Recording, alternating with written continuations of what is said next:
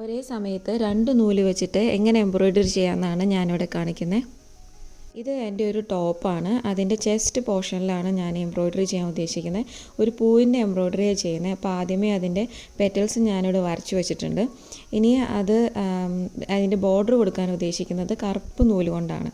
അപ്പോൾ ആദ്യം കറുപ്പ് നൂല് കോർത്ത് വെച്ചിട്ടുണ്ട്. ഈ കറുപ്പ് നൂല് കൊണ്ട് നമ്മൾ ബോർഡർ കൊടുത്തു പോകുമ്പോൾ ആ നൂലിനെ ഫിക്സ് ചെയ്യാൻ വേണ്ടിയിട്ടാണ് ബ്ലൂ നൂല് ഉപയോഗിക്കുന്നത്.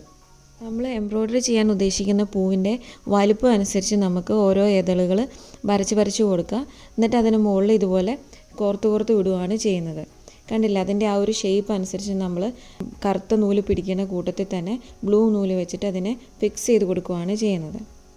അങ്ങനെ ഓരോ ഇതളും നമ്മൾ ചെയ്തുകൊണ്ടിരിക്കുകയാണ്. അപ്പം ഈ പൂ ഇങ്ങനെ കംപ്ലീറ്റ് ആയതിൻ്റെ ശേഷം എന്താ ചെയ്യേണ്ടതെന്ന് നമുക്ക് നോക്കാം. ഈ ഫ്ലവേഴ്സ് തയ്ച്ചതിൻ്റെ ശേഷം ഇനി നമ്മളിതിൻ്റെ മിഡിൽ പോർഷൻ ഫ്രഞ്ച് നോട്ട് വെച്ചിട്ട് ഫില്ല് ചെയ്യാൻ പോവാണ്. പൂവിൻ്റെ വലുപ്പം അനുസരിച്ച് നമുക്ക് ഫ്രഞ്ച് നോട്ട്സിൻ്റെ എണ്ണം കൂട്ടാം. ഞാനിവിടെ ഒരു പൂവിന് 3ഉം 4ഉം ഫ്രഞ്ച് നോട്ട്സൊക്കെയാണ് വെച്ച് കൊടുത്തിട്ടുള്ളത്.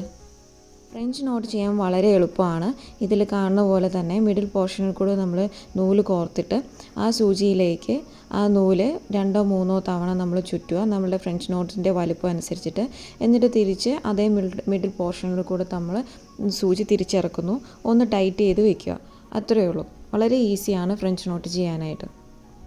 അങ്ങനെ ഇന്നത്തെ എൻ്റെ എംബ്രോയ്ഡറി വർക്ക് ഇവിടെ ഫിനിഷ് ആയിട്ടുണ്ട്. ഇതാണ് ഇതിൻ്റെ കംപ്ലീറ്റ് ലുക്ക്. നിങ്ങൾക്ക് ഇഷ്ടമായിട്ടുണ്ടാവുമെന്ന് വിചാരിക്കുന്നു. ഇതുപോലെ നിങ്ങൾക്കും പ്ലെയിൻ ആയിട്ടുള്ള ടോപ്സോ ചുരിദാറോ അങ്ങനെ എന്തെങ്കിലും ഉണ്ടെന്നുണ്ടെങ്കിൽ സിമ്പിളായിട്ടുള്ള ഇതുപോലെ വർക്ക്സ് നിങ്ങൾക്ക് ചെയ്യാവുന്നതാണ്. നല്ലതായിട്ട് നമ്മൾ എൻജോയ് ചെയ്ത് ചെയ്യാൻ പറ്റുന്ന ഒരു കാര്യമാണ് ഹാൻഡ് എംബ്രോയ്ഡറി.